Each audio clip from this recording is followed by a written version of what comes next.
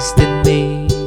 Mystery of the gospel is Christ in me, Christ in me.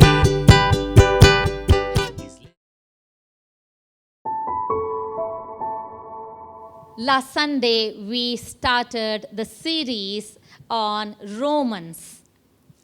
Particularly, we studied on Romans chapter 8. Today, we'll be still seeing more insights on the book of Romans 8. Those of you who are new to Romans, who does not know what I'm talking about, it is going to help you, this teaching, for you to walk after the Spirit, for you to walk the Christian life the way God wants you to. Amen. All the questions that you have, how you can overcome your addictions, how you can break free from the bondage of sin, all those struggles that you've been having, those things will be clarified. That is what the book of Romans is talking about. Amen. So I'll be giving you a brief recap of what we learned last Sunday. We studied particularly Romans chapter 8, where the solution to the problem of the unsaved man, the solution to the problems that a saved man also has. We clearly see in the book of Romans chapter 6 and chapter 7. I will explain it to you, those of you who have not read or those of you who don't remember. It talks about a believer, the one who is born again, the one who is saved, who is struggling with sin, who's struggling with addictions, who's struggling with works of flesh that we saw last week. The works of flesh, the book of Galatians 5:19 talks about all kinds of uncleanness, lewdness, fornication, adultery, envy, jealousy, hatred, all kinds of works of flesh that unbeliever is struggling with. So for that, the solution is given in the book of Romans chapter 8. So, an unbeliever, a person who has not made Jesus the Lord, he is spiritually dead. We clearly saw man is made of three parts: spirit, soul, and body. So, a person who is not received, who has not made Jesus his Lord, he is spiritually dead. The one who is spiritually dead, we call that person as carnal person. What is carnal? In whom flesh is dominating, because spirit is dead and the Spirit of God is not in him. So for that person, solution is that he receives Jesus and his spirit comes to life.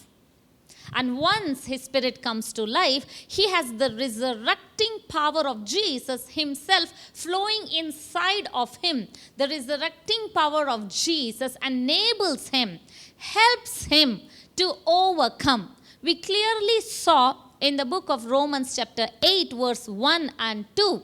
There is therefore now no condemnation for those who are in Christ Jesus, who do not walk according to flesh, but walk according to the Spirit. That means those who do not walk according to the flesh. Who are those who do not walk according to the flesh? The one who has the Spirit of God, the one who has united himself with Christ. For him, there is no condemnation. What is condemnation? There is no punishment of his sin, because the Bible says the wages of sin is death. The punishment of death. What is the punishment of that? Death. It is not just talking about physical death. It is also talking about spiritual death. We are set free from that. So now, walking according to spirit, walking according to flesh, what is the meaning? We are supposed to, every believer, every born again believer, we are supposed to completely walk according to the Spirit. But yet, we see so many believers walking according to flesh. That is what we were discussing and studying. The solution to not walk according to the flesh and walk according to Spirit is what the context of Romans 6, 7, 8 is given. So let me explain. Say a person makes Jesus his Lord. The moment he makes Jesus his Lord, his dead spirit comes to life. His dead spirit gets united with Jesus. His dead spirit is united with Jesus. Now he is no longer a slave to his flesh. Because all this while, he was slave to sin. He was slave to Satan. He was subject to Satan. He was in the power of darkness. The moment a person receives Jesus, he is translated from power of darkness into the kingdom of dear Son. Kingdom of dear Son is righteousness, peace, joy. So now every believer has righteousness, which is a gift from God, peace and joy. It is his birthright. What is the birthright? He is born again into the family of God. Because he is born again into the family of God, he is born again as a royalty. He is born again as a child of Most High God. He is born again as a joint heir to Christ. So all the benefits and the inheritance of the righteousness, inheritance of the kingdom of God rightfully belongs to him. The inheritance of kingdom of God are the blessings that are promised to the righteous. The inheritance to kingdom of God is the peace, the joy, the fruit of the Holy Spirit. So these inheritance are given to the person who makes Jesus his Lord. Amen. Yet we see that a person who's born again, struggling with works of flesh, struggling with all kinds of uncleanness that the book of Galatians 5:19 talks about. The works of flesh, adultery, fornication, lewdness, uncleanness, envy, hatred, murder, all kinds of uncleanness which existed before a person made Jesus his Lord. Still struggling with this work of flesh in a born again believer is what the book of Romans chapter 7 is talking about. You and I, all of you who are listening to me, can relate to that. The moment a person is born again, only his spirit is completely transformed. His mind and his body did not change. That is what we saw last Sunday. His mind has the same emotions, same thoughts, same attitudes, same mindsets, same experiences, same past memories. His mind has all these things. And his body is the same way how it was before he was born again. The thing that changed, completely transformed, is his spirit got changed. His spirit was renewed. His spirit was made alive to be with Jesus. Amen. So now, when a person is made alive, yet his soul is not changed, his body is not changed. So now who has to work on the soul and body? I told you last Sunday, we clearly saw God does not control your soul. He does not control your mind. He does not put the thoughts. He is not the one who's deciding what you will choose. He is not the one controlling your will. It is your choice whom you choose, whether Jesus or Satan. It is your choice that you make. God could not change that because he gave you the choice. Amen. So the choice remains with you. Similarly, your thoughts, you choose. God does not control your thoughts. You choose your thoughts. He said you can cast down imagination. You can cast down every thought. It is a good news to know that you can change your thoughts. You can control your thoughts by the power of the Holy Spirit. Amen. You don't have to be the prisoner of your thoughts. You don't have to be prisoner of your past. You don't have to be a prisoner of all unclean thoughts that comes to your mind. You have the power to break free. Amen. Because your spirit is made alive. Your spirit is new. Amen. So we clearly saw God does not control your mind, neither God controls our body. Amen. God does not control our body. God does not control what we eat. God does not control our lifestyle. God does not control our exercise patterns. God does not control where we go, what we do. It is the choice that God has given, and with this new spirit, we have the ability to control the body. In Romans chapter 8, verse number 2, we clearly saw the two laws that it mentions. It talks about the law of spirit and life, and it also talks about law of sin and death. We clearly saw last Sunday that law of sin and death and law of spirit and life are operating. Both are operating. God did not change the laws. Amen. God did not change. When there is aerodynamic law, that doesn't mean gravitational law is changed. Both are interlinked. Both needs each other to work. Similarly, if you remove the law of spirit and life, that means the other law that was operating, that is law of sin and death. In simple terms, you all know when a person sins, the result of sin is death. It is not just talking about physical death, it is talking about spiritual death. And we saw in Romans chapter 8, verse number 6, what the wages of sin does. The struggle, the residue of sin, the result of sin is not just death. The result of sin means it includes loneliness, depression, it includes anxiety, it includes sickness, disease, it includes poverty, it includes all kinds of pain that we see here on earth. That is the law of sin and death, which is operating here on earth. But thanks be to God, we can escape. Amen. We can escape the law of sin and death through a higher law, that is the law of spirit and life, that is in Jesus. Through Jesus, we escape that. So we don't have to go through. So now as a believer, we don't have spiritual death. Now as a believer, we are promised of eternal life. Now as a believer, we have the power to overcome law of sin and death. Amen. Yet, you might be asking, how? Because most of them I see sometimes on social media, people text me and they say, Pastor, how I can pray more? How I can live holy life? How I can do the things of God? How I can discipline my body? How I can discipline my mind? How I can change my thoughts? How I can become prosperous? How I can be healthy? All these questions that people ask. They are struggling to understand. They are struggling how, when the Bible says I am a new creation, yet I have the old nature, old habits. People are having questions. When the Bible says He has made me rich, yet why I am struggling with poverty? Dear friend, for this you must understand the truth. When the Bible says you shall know the truth will set you free. Amen. What is the truth? The truth is your spirit has been made new.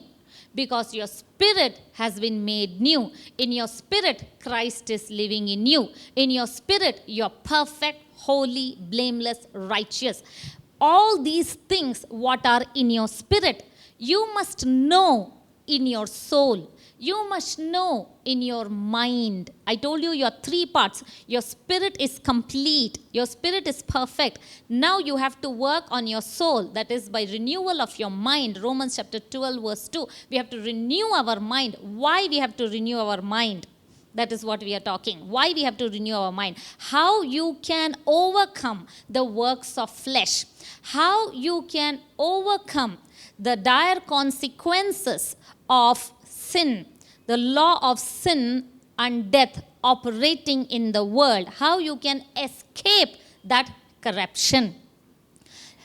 In the book of 2 Peter chapter 1 verse number 4, it says, we become the divine partakers of the nature of God through the precious promises that He has given to us. How do we become the divine partakers? I will read that scripture for you. You all can see that. I'll explain after that. 2 Peter 1:4 in AMPC. By means of these, he has bestowed on us his precious and exceedingly great promises, so that through them you may escape by flight from the moral decay, rottenness, and corruption that is in the world because of covetousness, lust, and greed, and become sharers, partakers of the divine nature. Amen. It says, through the precious promises, through these great, magnificent promises that God has made, through what God has done, the power of Christ living in us, he said, greater works that you will do. Through the precious promises, we can become the partakers of divine natures. That means what? In our spirit, we are already the partakers of divine nature. In our spirit, we are identical to Jesus. In our spirit, we are perfect. We are the partakers of divine nature, the nature of God. The nature of God is in us. We are God kind. His seed, the word of God, Jesus, his seed. Every seed produces after his kind, says the Bible. A mango tree produces mango seed produces mango tree. A papaya seed produces papaya tree. So the seed, the word of God, Jesus himself has produced you and me. Amen. The seed, the word of God has produced you and me. So we are after its kind. The law of sowing and reaping, the law of seed time and harvest is applicable here. We are not born of a corruptible seed. We are born of an incorruptible seed. That means we are born of the seed called Jesus through the word of God. We are born again just as Jesus. So we are God kind. We have the nature of God. Where it is in our spirit. So in our spirit we are righteous. So now the problem comes with the soul and with the body. The soul the mind is unrenewed. It has to be renewed. It should know the truth. So let me explain this. When you understand, when you know the truth in your mind, when you know it in your soul, then it flows in your body. Then it affects your body. Then the law of sin and death does not operate in your body. Amen? How? Your mind has old thoughts. Your mind, before you were saved, it has old memories, as I told. Your mind has past experiences. Now, your spirit is made alive. In the book of Romans chapter 6, verse number 4, it says, when you were baptized, you were buried with Christ. Amen? When you were baptized, you were buried with Christ. That means which part of you was buried? What is it talking about? In correlation to Romans chapter 6 verse number 4, let us also understand. You can see the scripture as it is displayed. Galatians chapter 2 verse number 20. It says, I no longer live, but Christ lives in me. I was crucified with Christ. What is the meaning? I was crucified with Christ. I was buried with Christ. That means when Christ died, taking our sins on the cross of the Calvary, he took the sins of the whole world. He took your sin nature. He took my sin nature. Not only my sins, he took my sin nature. That means my old man, I was crucified with Christ. My old man, my sin nature was crucified with Christ. Amen. So when you take baptism, it is your act of placing your faith in Jesus. When you take baptism, it says you were buried with Christ. That means your old nature was buried. So anything that is dead is over. So anything that is dead, only God can bring it to resurrection. Amen. Your spirit which was dead, The power of Holy Spirit resurrected your spirit. So now you have the communion with Holy Spirit. You have Christ living inside. The old nature, what is the old nature? The sinful nature, the nature of Satan, right? We were children of Satan before we were born again. The nature of Satan was buried according to Romans 6:4, Galatians 2:20. It was buried, it was crucified. Now the nature of Satan is crucified. The child of Satan was buried. The desire for sin was buried. The nature of sin was crucified. That old nature, Satan cannot resurrect. Amen? Glory to God. That old nature cannot be resurrected. So, you don't have the old nature. You are not a sinner. That is why now the Bible calls you righteous. You are the righteousness of God. Though you might be doing some unrighteous works. Hear me. Yet God calls you the righteousness of God because your old nature was buried. Your sin nature. You were a sinner not because you did sin. You were a sinner because you are sin. We all were sin, right? So our sin was buried. Our sin nature was crucified. So now God gave us new nature. That is God kind of nature. We are the righteousness of God. So today we don't have to call ourselves, I am an old sinner. If you call yourself, you are a sinner, that means you're not agreeing with the word of God. A humble person will say, I am the righteousness of God. I am a righteous man. I have the Spirit of God in me. The old nature was buried. Now the old nature was buried. You were crucified. Then, Pastor, why do I have the desire to sin? The lustful desires or passions or addictions. Why I still desire to sin? What is the answer to that? The answer is your old nature, your old man. See, the Bible says now you are a new man. You are a new creation. You are a new man. So the old man was buried. The old nature was buried. But what did the old man leave? The old man has left behind your emotions, your thoughts, your memories, your experiences, all your mind. The old man has left your mind and the old man has left your body, your habits, your character, the practice that you have been doing all these years. It can be anything. It can be stinginess, lazy, a wrong lifestyle. All of us, whatever weaknesses that we had in our body, those things are still existing in the mind and in the body of an unrenewed mind. Amen? Hear me. Unrenewed mind. I told it is existing in the body of a man who has unrenewed mind.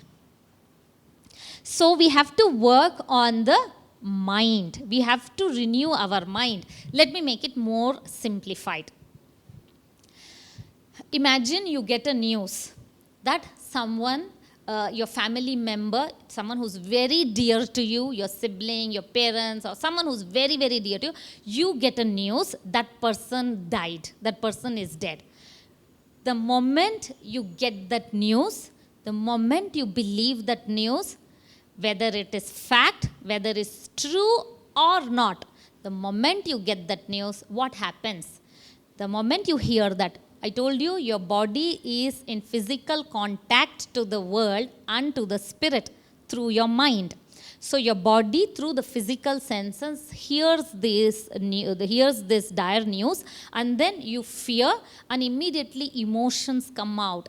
People cry, people start to become depressed, and all kinds of emotions come out, right? When they lose the death of their loved one, when they hear the death.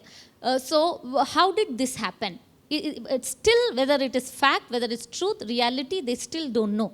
Let me give you another example to make it even more clear. One person from the church, in the month of April, when the Delta variant, the COVID second wave came, when the situation was very bad, one person had severe COVID symptoms and was tested positive.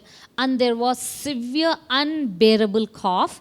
And then I prayed for that person, and immediately we saw the result in that person's body. That very moment, the cough stopped.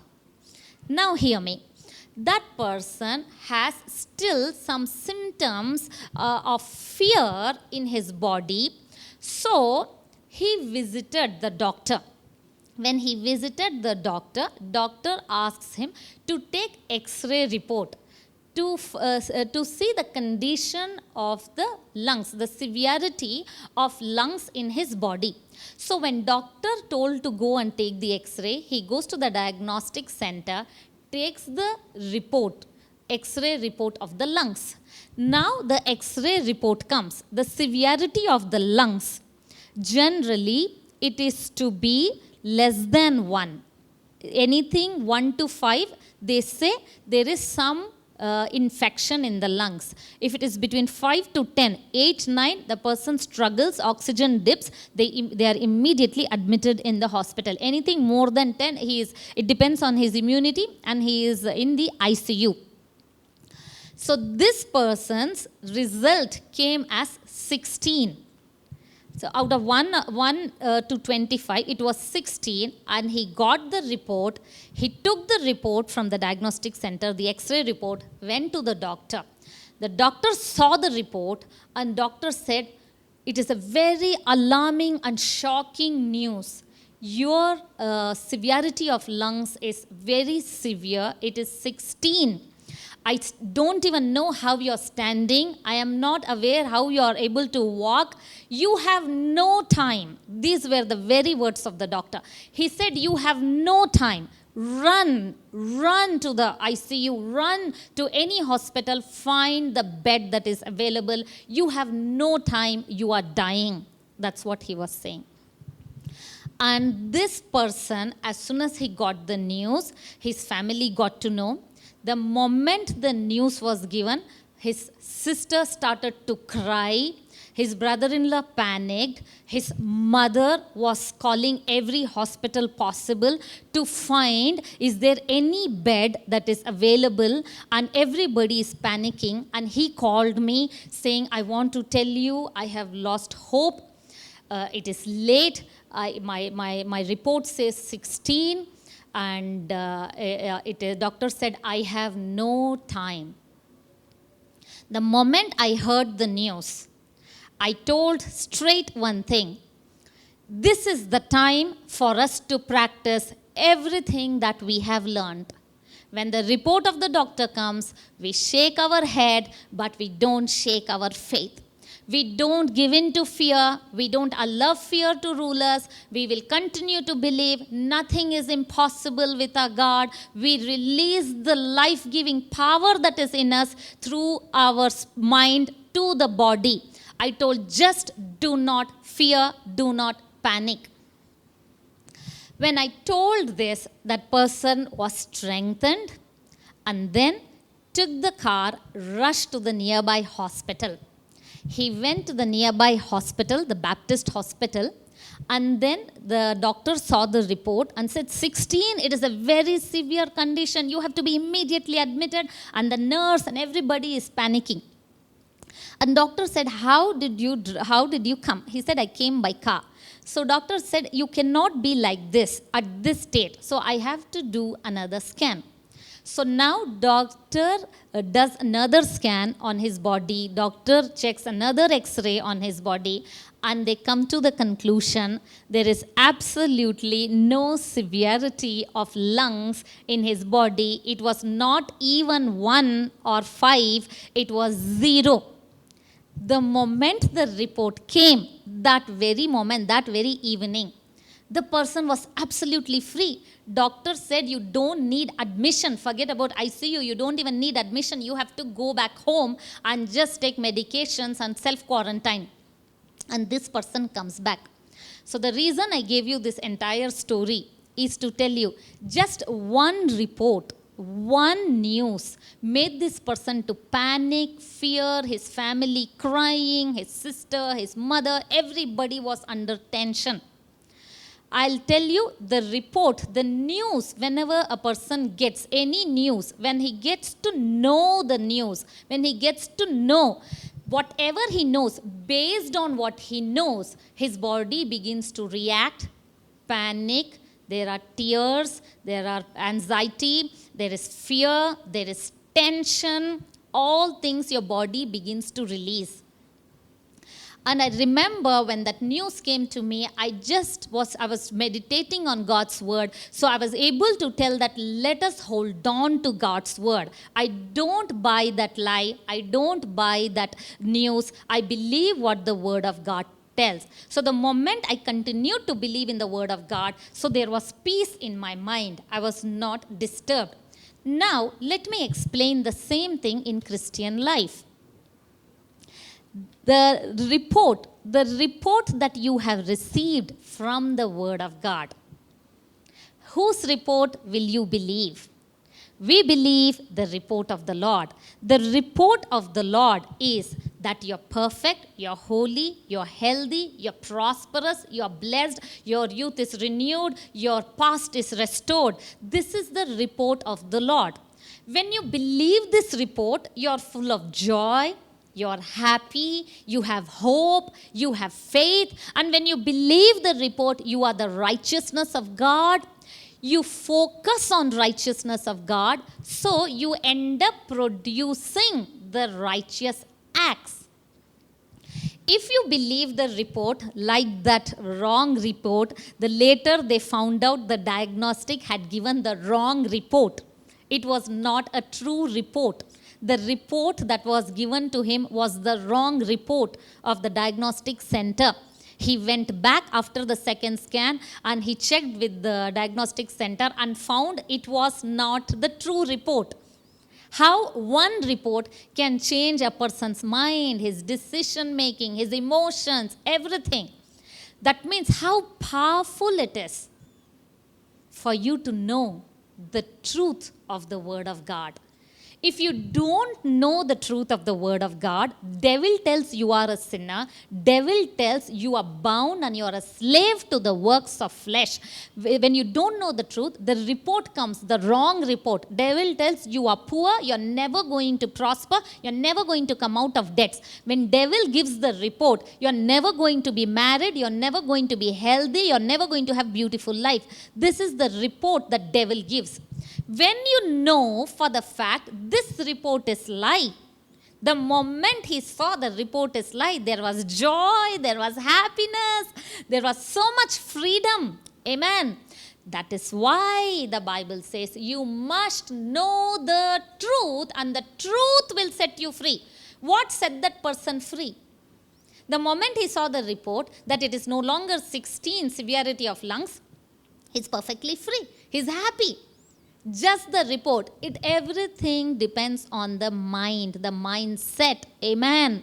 So that is why the old man, though it was crucified, it has left the residue of the old mindset, left the residue in our body. So what we do, we have to renew our mind. That is why the Bible says, my people perish for lack of knowledge. When we have the knowledge who we are in Christ, it will help us. When we have the knowledge what we have in Jesus, what prosperity, what blessings, we are the partakers of the divine nature of God through the precious promises. That means we must know these precious promises. Without me knowing, how can I lean on the beloved? How can I have relationship with God? Unless I know the beloved, unless I know God. Amen. Last Sunday, if you remember, I told your position in Christ is that you are the righteousness of God. Your position in Christ is that you are healthy. You are prosperous. Your position in Christ is you're on the right hand side of the Father. But your relationship, you have to grow. How do you grow? By renewing your mind. When you renew your mind, it automatically affects your body. Amen. Christianity is not a religion. Christianity is a relationship with the Father. Amen. You and I are the children of God. We have the relationship with the Father. Our position is that we are the righteousness. Our position is we are perfect and holy. Amen. Our relationship with the Father, we have to grow in the relationship. We have to grow in the knowledge. When we grow in our mind, when we grow in our soul, what happens? When we are growing, then we are able to produce the righteous acts in our body. Now let me read again Romans chapter 8 verse number 4 and explain it to you. That the righteous requirement of the law might be fulfilled in us, who do not walk according to the flesh, but according to the Spirit. Amen. In verse 4 it says, the righteous requirement of the law might be fulfilled. What is this? The righteous requirement of the law is already fulfilled. That means a person has to keep all the 613 laws.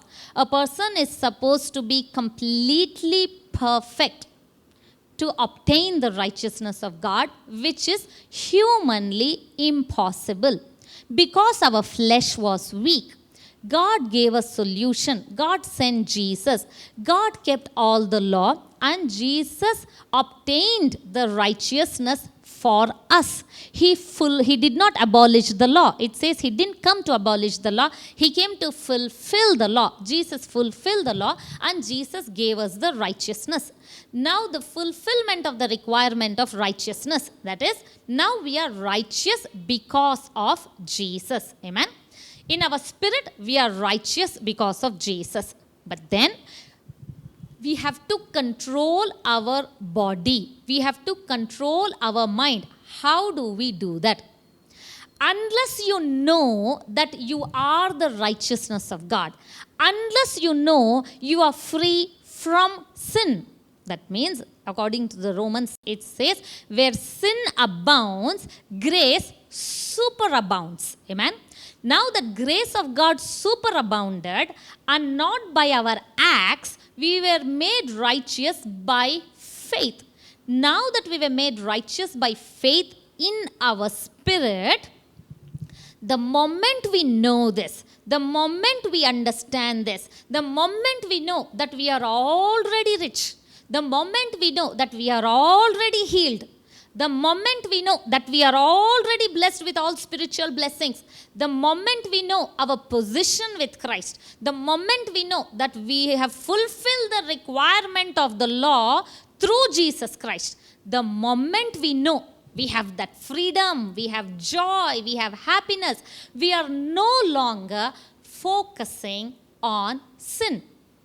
If you focus on sin, if you focus on the old nature, if you focus on the works of flesh and you keep on preaching the law, the Bible calls it as ministry of death. Why ministry of death? The moment person keeps on listening to the sin, the Bible says in the book of Proverbs 23:7, as a man thinketh in his heart, so is he.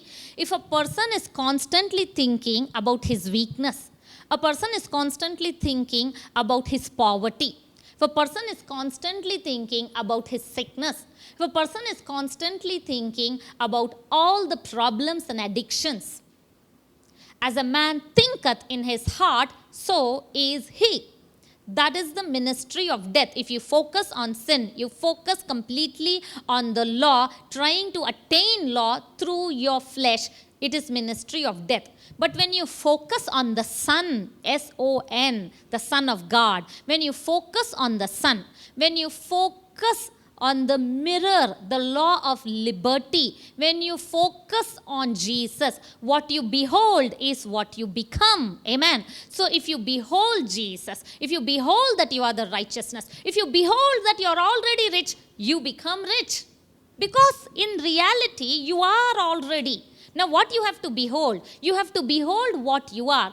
That truth in your mind is going to give you happiness, liberty, and faith. Amen. The fruit of the Spirit is there in your spirit. The Bible talks about Galatians 5:22. The fruit of the Spirit: love, joy, peace, patience, faith, self-control.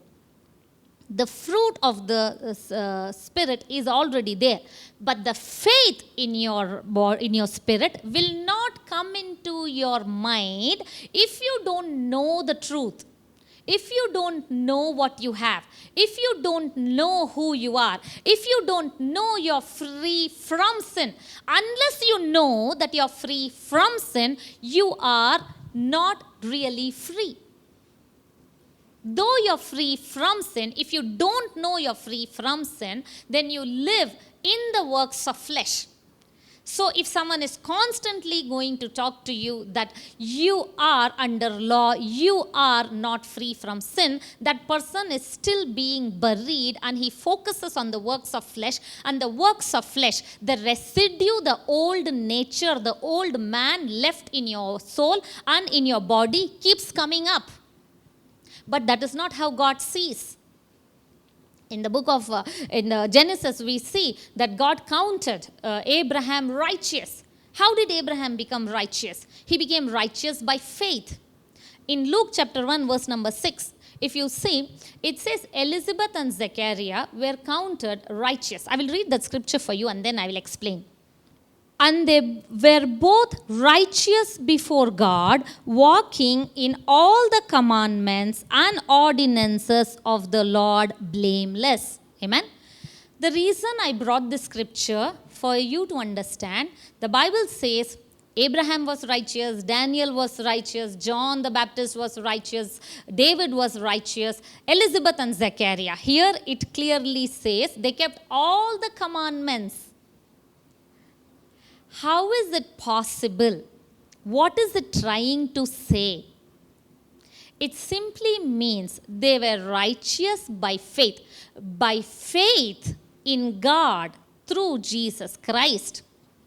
A person is seen as the one who has fulfilled the requirements of the law.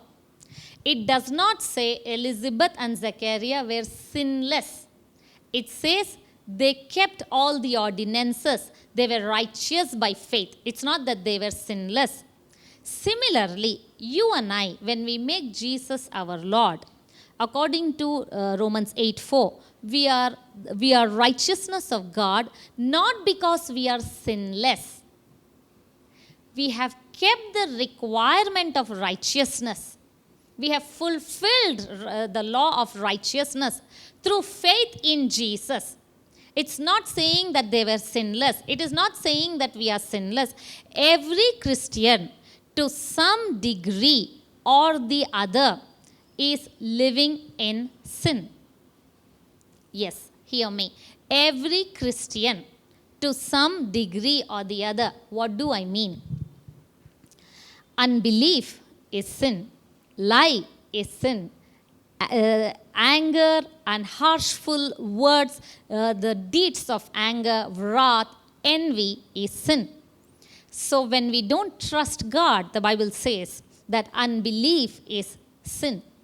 So to some degree or the other, the person who's born again, baptized, operates and lives in sin. Yet the Bible calls him the righteousness of God. Because the requirement of the righteousness is fulfilled through Jesus. Now that you know this truth, if this truth is going to let someone, now I am free from sin, that means I am free to sin, and let me run to sin, that means he has no Spirit of God in him. If the Spirit of God is in you, the Spirit of God is God kind. The Spirit of God has the nature of God. The Spirit of God hates sin. The Spirit of God wants to do things of God. The Spirit of God wants to produce the results of God. Amen. So when you know this truth, the moment you know this truth, that you are no longer under law, under grace, the moment you know this truth, now you are righteous. Amen. You are righteous and you fulfill the requirements of the righteousness. It liberates you to do righteousness in your works, in your actions. So, the degree of sin that a born again believer is performing or living in, it keeps nullifying according to the degree of his renewed mind. Hear me again.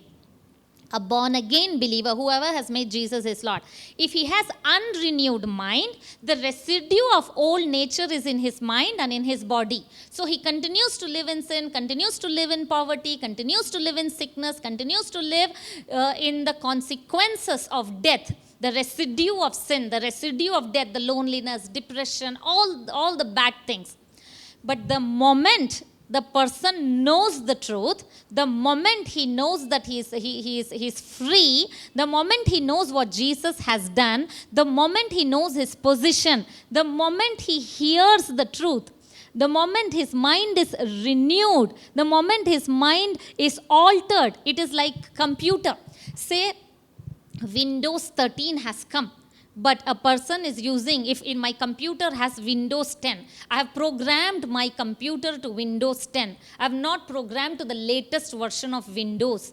Still, my computer is going to operate in the old version. Similarly, your mind, you have to reprogram it. You have to renew it. When you reprogram to the latest update in your phone, in your computer, in your iPad, whenever you reprogram it, the moment you renew your mind, immediately it functions better.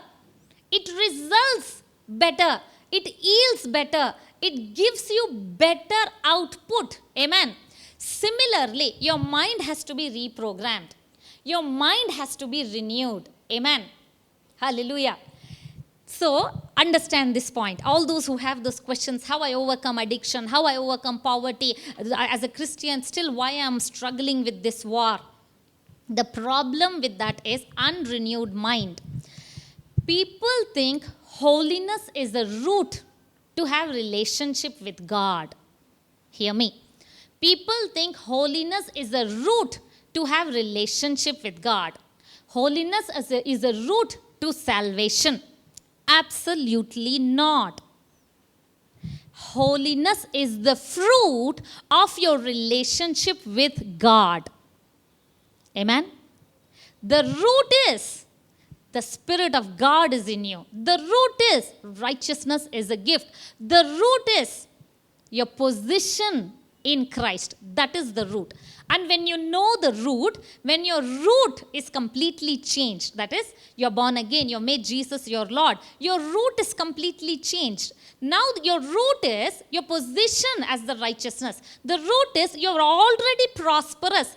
The root is you're already healed. That is the root. So what is the byproduct? What is the fruit? The fruit is because you're already healed, you will see health in your body. Amen. The root is because you're already prosperous through what Jesus has done, the moment you know this, you will produce prosperity in your life. The moment you know that you're righteous, the moment you know you're not a slave of sin, the moment you know God sees you perfect and nothing can separate you, the moment you know holiness is a byproduct, holiness is fruit. Amen. Your prayer is fruit. Amen. Your fasting is your fruit. Amen. The righteous acts that you will end up doing in your body is your fruit. Amen.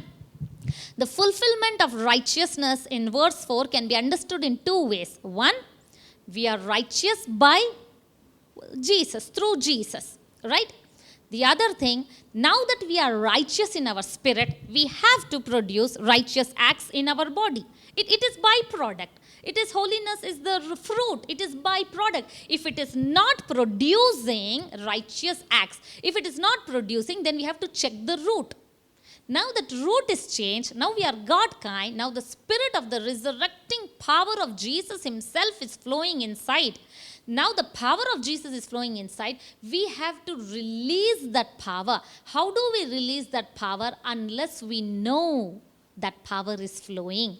Unless we know that we are already holy. That is where the Bible calls as Christ is, so are you. Amen. The minute you know this, so holiness becomes a fruit. Your prosperity becomes fruit. If you're not prosperous, if you're not healthy, that means we have to reprogram our mind. That means we have to check our root. That means we have to check our understanding. If our understanding is that I confess to become rich, it is not going to help us. I am already rich, so I confess. I give to become rich. No, I give not to please God or to become rich. Because God is already pleased with me, so I give. Because God is already pleased with me, because He has already made me rich, I do the works of a rich man by giving. Amen. So it all begins on reprogramming of your mind. So when you reprogram your mind, then the works of flesh will not dominate. The moment you know you're not a slave to Satan, you're not slave to sin, it has set you free. You're completely free. Now that you are free, you are easily able to produce righteous acts. Amen. We have to produce righteous acts for what? Now that we are under grace covenant, doesn't mean we can go on sinning. If a believer continues to live in sin, continues to focus on carnality. What is carnality? Living in flesh.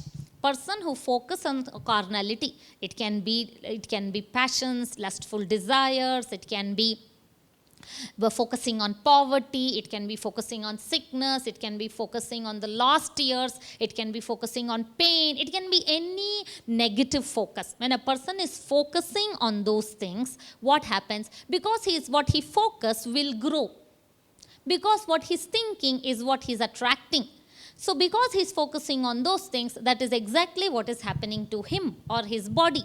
So we should shift our focus. We are being transformed from glory to glory when we behold the Son, when we behold Jesus. Amen. So we don't behold sin.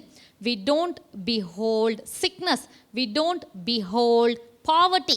We don't behold problem. We don't behold all the wrong things in the world. We behold the report of the Lord. Amen. We renew our mind to the report of the Lord. The more we renew, the degree of sin in our body, the unrighteous acts that person knowingly, unknowingly, in an ignorant way, someone may hurt someone, a harsh word, or anything that we do will completely be nullified by allowing the Spirit to rule. That is why in Romans 8:6 it says, carnally minded is death, but spiritually minded is life. In 1 Corinthians, it says a carnal mind cannot understand the things of God. That means what? A person who's always focusing on flesh, person who's always focusing on physical senses, which is in contact to the world. In the world, the small g, the God of the world is operating. The person who's in carnality, the person who is focusing on physical senses, is enmity with the mind of God. Why? The residue the old man has left in the body, we are focusing on the residue. We are focusing on the old thoughts, old emotions, old mindset. Now, when we don't focus, so a spiritually minded person means what? The one who's focusing on the Spirit. The one who is not led by flesh, the one who is not led by carnality, the one who is led by Spirit, the one who is led by the Word, the one who is Spirit ruled, one who is Word ruled. That is why in the book of Romans 6 it says, let sin not reign on you. That means what? You don't allow sin to reign on you. Reign means what? Like a monarch would reign. Death, Satan, sin reigned as monarch. They were ruling the earth. But when Jesus came, stripped them of their principalities, spoiled the principalities. Wow, it says in Colossians 2:14, when Jesus stripped them of their powers, of all the things that they were ruling death, it's been stripped. So now sin, sickness, poverty, death, the consequences of law of sin and death, that is depression, sorrow, anxiety, all the things cannot reign on you. Amen. Because you are free from law of sin and death. So now on you, what has to reign? The Spirit of God has to reign. The one who are led by the Spirit of God are the sons of God. Because you have the position, nobody can change your position. You have a relationship. You are a child of God.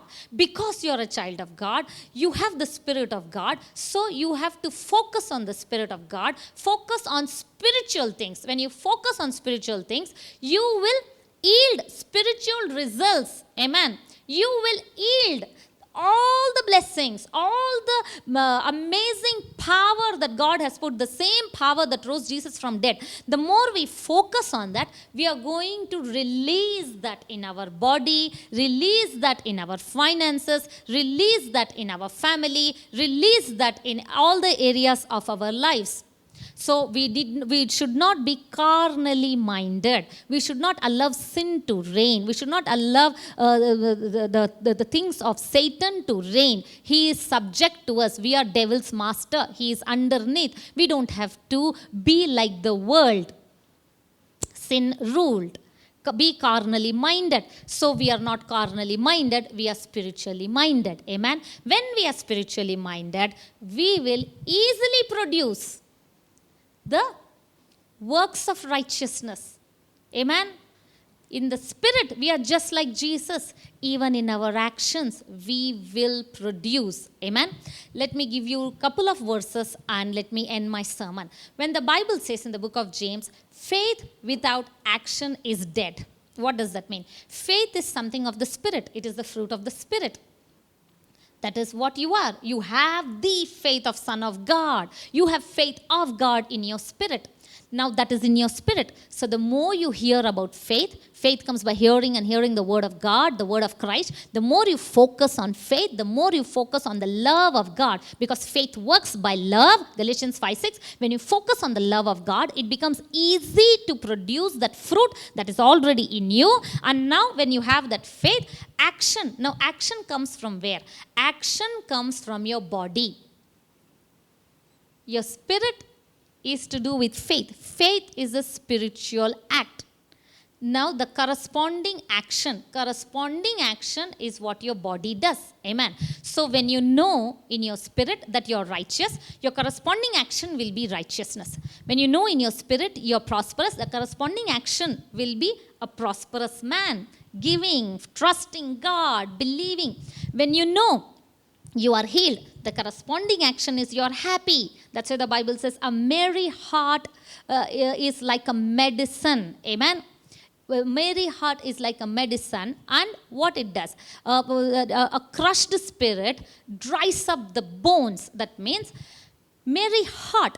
Heart has to do with your spirit and soul, right? Heart is spirit and soul. When your spirit and soul is knowing the truth, believing the truth, has renewed the mind. When you are knowing this truth, your heart has complete faith because you have the fruit of the Spirit. When you know this, a merry heart, it becomes happy. The result, it becomes happy. When you have faith, you have joy unspeakable. It has faith. And the result of faith, so what happens? It results in healthy bones, according to that scripture, Proverbs. A person who is not happy, a crushed spirit, person who has lost hope, the person who is suffering in sin, in poverty, struggling, no hope, because he's focusing on carnality, the crushed spirit rottens the bones. See, from spirit realm, it is coming to the body. Spirit, soul, body. From spirit, thinking, it is coming to the body. So happy man, happy mind, happy heart results in happy thoughts, and happy thoughts results in healthy body. Amen. So similarly, faith is of the Spirit, and action, what you have thought of that, what you have believed, the renewed mind. Faith results in the action. So that action is the corresponding action to what you know, the corresponding action of who you are in Christ, the corresponding action of what you have in Christ. When you know, that faith produces the corresponding action, which is must. We produce corresponding action using our body. We produce corresponding action by disciplining our body because we know that truth. Amen. Amen. So I think I've spoken a lot this morning. Kindly meditate on this, re-listen to this, read the book of Romans. I'm sure this truth has set you free. And you embrace the truth. Amen. As you embrace the truth, you're coming up out of any wilderness in your life. Amen. We believe you were blessed by this message. Our vision is to make known the mystery of the gospel, which is Christ in you. You can be a blessing by partnering with Priya Abraham Ministries to share this good news. To partner, visit priyaabraham.org/partner.